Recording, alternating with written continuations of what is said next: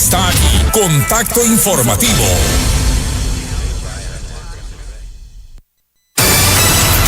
En Contacto Informativo recibimos nuestra invitada de hoy.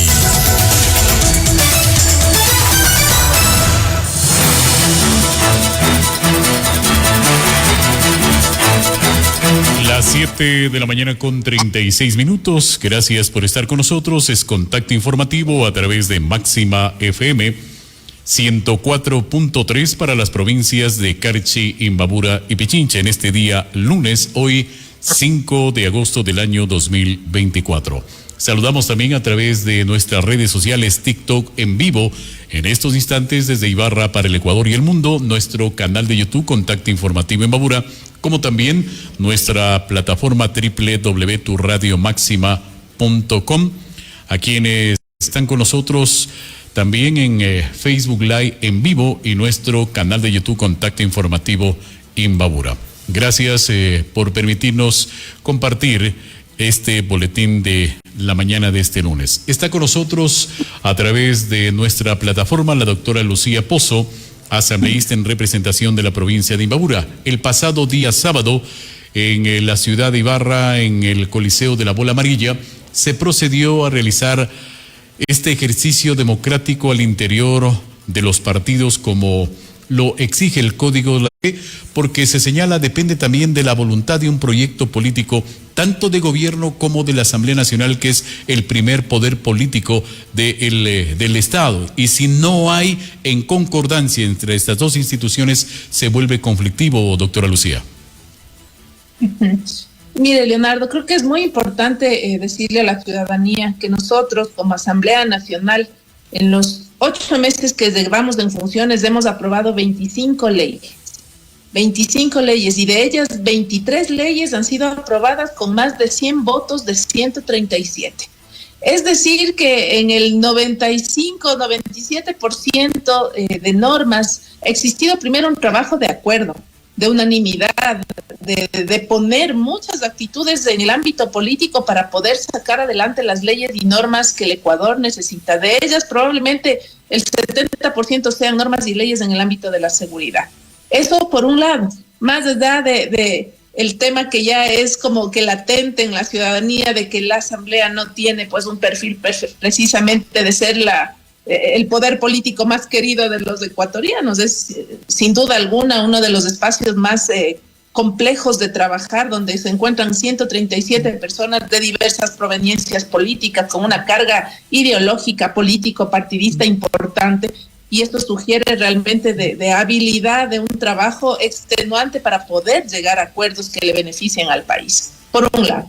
Y por otro lado, el tema de esta disputa en el orden político entre el legislativo y el legislativo es otra cosa, ¿no? Y es un tema en el que yo particularmente me he situado un poco en la mitad, tratando de ser un canal, un nexo, para poder generar, articular un trabajo conjunto, un trabajo que baje las tensiones, un trabajo que nos permita tratar de aminorar todas esas diferencias y poder unirnos en las coincidencias. Esa ha sido mi tarea y creo que los actores políticos así lo han visto en mí una legisladora con coherencia que ha tratado de generar un equilibrio entre estos dos sectores, porque yo no soy ni gobiernista ni pertenezco a las bancadas mayoritarias. Yo he liderado el grupo de los independientes en la Asamblea Nacional y creo que nos hemos ganado un respeto importante que nos ha permitido generar, insisto, ¿no? Tratar de generar un equilibrio, de tender puentes de diálogo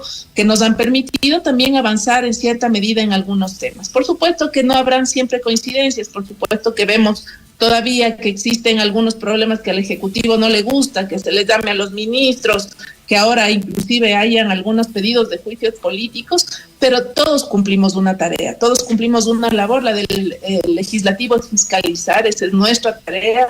El Ejecutivo le hemos dado también las herramientas que ha necesitado. No hay un solo proyecto de ley enviado por el Ejecutivo que no hayamos aprobado desde la Asamblea Nacional, los hemos aprobado absolutamente todos. Entonces ahora más bien existe un poco la cuestión de vuelta. Cuando hemos aprobado un proyecto en la Asamblea, ahora lo veta el Ejecutivo. ¿no? Y estamos tratando de buscar un equilibrio en medio de esa disputa política que siempre ha existido y que siempre va a existir. Lo que tenemos que buscar es que sea una disputa sana, buscando el beneficio de las grandes mayorías de los ecuatorianos, y en ese espacio me sitúo. Doctora Lucía, esta es la realidad justamente la que está atravesando el Ecuador luego de todas las circunstancias que hemos pasado en estos últimos gobiernos. Se han aprobado 25 leyes, como usted lo acaba de señalar, en estos 7, 8 meses casi de esta nueva administración, tanto de gobierno como de la Asamblea Nacional. Pero hay criterios como estos, doctora.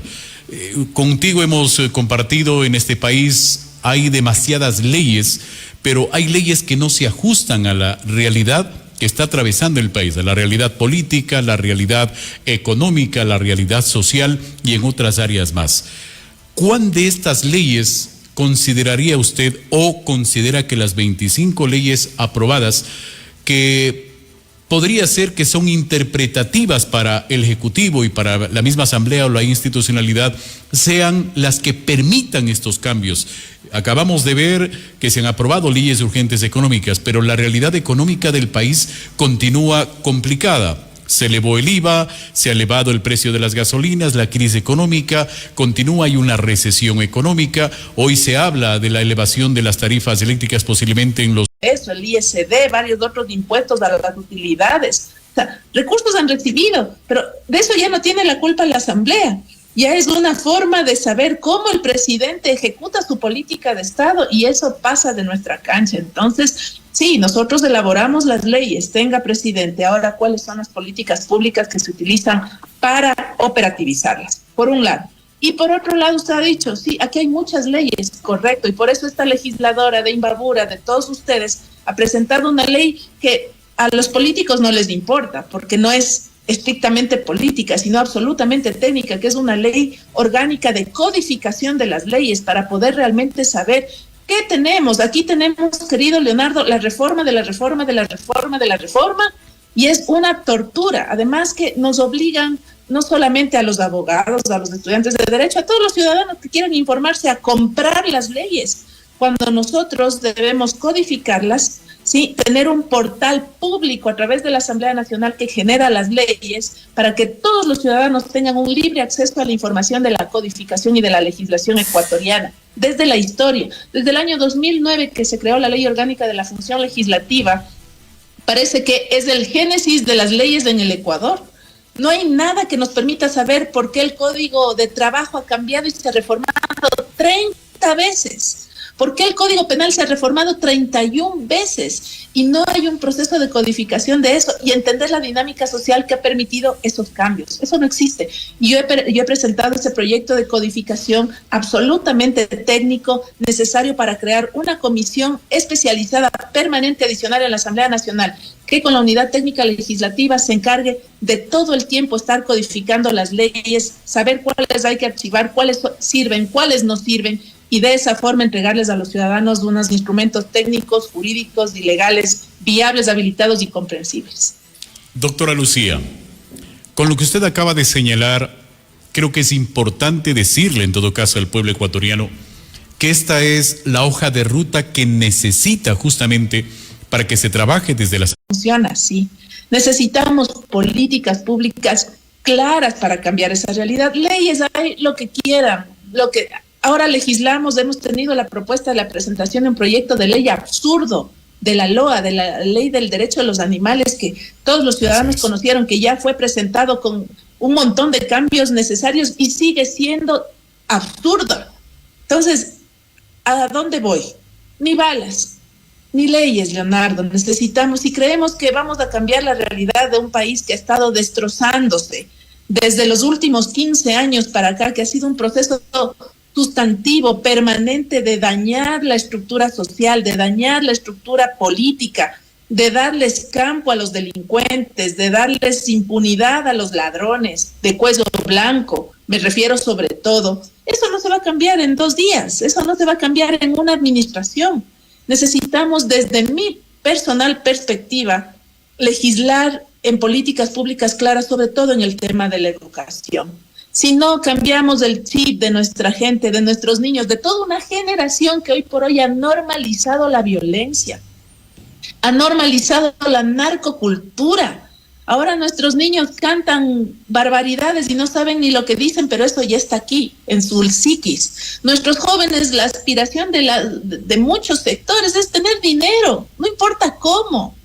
Y esto lo vemos en horario estelar, en horario familiar, las novelas, los sicariatos, los asesinatos, la plata, la delincuencia. O sea, es algo que está normalizado en nuestra sociedad. Tenemos que meter mucho dinero para poder construir y edificar las mejores escuelas, institutos en las zonas rojas, darle a la gente otro tipo de oportunidades, porque nadie quiere perfeccionarse en la delincuencia. No hay ninguna madre que quiera empujar a sus hijos a profesionalizarse en esas áreas. Pero ¿qué oportunidades da el Estado para que la gente tenga otra visión de la vida? En eso hay que trabajar y eso no se va a conseguir en un ratito. Entonces, si nosotros educáramos más a la gente, no estaríamos ni siquiera legislando para los animales, Leonardo, de una manera como se ha pretendido en la Asamblea Nacional y que, por supuesto, no pasó. Doctora Lucía, me parece importantísimo lo que usted acaba de señalar, porque esa es la única forma y manera de cambiar la forma de pensar de un pueblo, de un país, de un ciudadano y de los jóvenes, el tema de educación. Pero, aquí viene el pero. Los padres de la patria que son ustedes, la institución que representa la voluntad popular, que es la Asamblea Nacional, hoy por hoy se ve dividida por, entre comillas, proyectos políticos de izquierda, de derecha, de ultraizquierda, del centro. ¿Considera que esto, pensar diferente, cierto, es respetable democráticamente, pero pensar en un solo Ecuador con ideas claras como estos, es posible conseguir, más aún cuando hoy 137 asambleístas se ponen de acuerdo un día, luego se enojan, luego hay divorcios y se actúa en forma politiquera, permítame el término? La próxima Asamblea Nacional no va a tener 137, van a tener 157, me parece, asambleístas ya, es decir, más cabezas. Es decir, que ha habido en general un criterio y un consenso unificado, pero también es cierto que en aras de un proceso electoral hay siempre la vieja confiable y la más fácil es tirarle un desprestigio a la Asamblea, porque conocido es que no ha sido siempre el mejor espacio, el más relevante. Pero esta es la realidad hoy por hoy, 25 leyes, 23 con más de 100 votos y una mayoría que todavía sigue votando junto. Doctora, una última pregunta en este tema. Datos de investigación, de encuestas a nivel nacional señalan que la asamblea, la actual asamblea en la que usted está como miembro, tiene una muy baja aceptación. Volvemos a lo mismo que ha pasado en las asambleas anteriores. ¿Cómo lo ve usted eso, doctora? Bueno, en base a lo que acabo de comentarle, ¿no? Yo creo que es es como el cántaro al agua, ¿no? Un tema permanente es la más fácil decir, la asamblea, por culpa de la asamblea, la situación de la crisis de la seguridad no cambia. Yo le acabo de demostrar a usted que todas las normas enviadas por el Ejecutivo las hemos aprobado y que esa es responsabilidad de la estructura del Estado de saber cómo emplea ya esas normas que nos han pedido y que hemos entregado para que a través de sus políticas de ejecución, como le corresponde al Ejecutivo, sepan qué es lo que van a implementar para generar ese bienestar. La Asamblea legisla y fiscaliza. Empezamos teniendo un muy alto nivel de aceptación por ese trabajo articulado. Y eso no ha dejado de suceder. Lo que ha pasado es que el discurso y el relato y el aparataje comunicacional ahora, claro, siempre termina en la Asamblea Nacional, y porque por supuesto que sí, también hay escenarios bochornosos, pero lo importante es saber quiénes son los protagonistas. Quita Ruiz, una mujer otavaleña también de Ilumán, que ha estado permanentemente vinculada con el trabajo comunitario. En tercer lugar principal se encuentra María Victoria Arico, que todos la conocen como Tori, una politóloga, una comunicadora social que con sus 24 años ya tiene 2 títulos universitarios y que desde hace mucho tiempo, sobre todo en el sector de la juventud, ha sido de una influencia muy positiva en el ámbito del trabajo político, del trabajo social y de esa vocación que desde jóvenes los chicos han mostrado.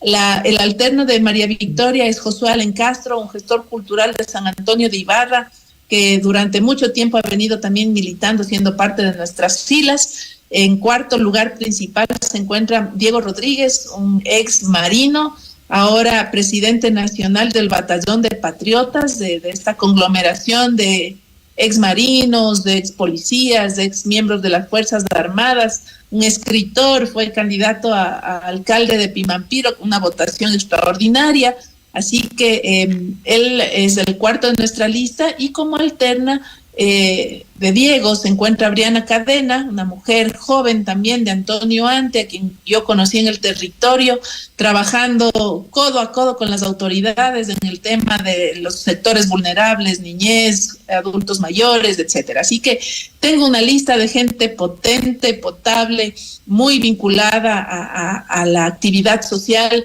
No es gente, y de esto nos hemos preocupado siempre, Leonardo, que sean rostros nada más para rellenar una lista. Todos, absolutamente todos tienen un bagaje y una conciencia social y política importante. Ninguno de ellos está de relleno. Toda es gente valiosa, que conoce, que ha trabajado el territorio, que sabe cuál es la realidad de la provincia de Imbabura, y por eso forman parte de esta lista. Estoy muy orgullosa y muy contenta de la lista que estamos conformando, y estoy segura que serán un gran aporte para todos los imbabureños. Muchas gracias. La doctora Lucía Pozo, asambleísta en representación de la provincia de Imbabura, hoy precandidata a la reelección del partido Avanza.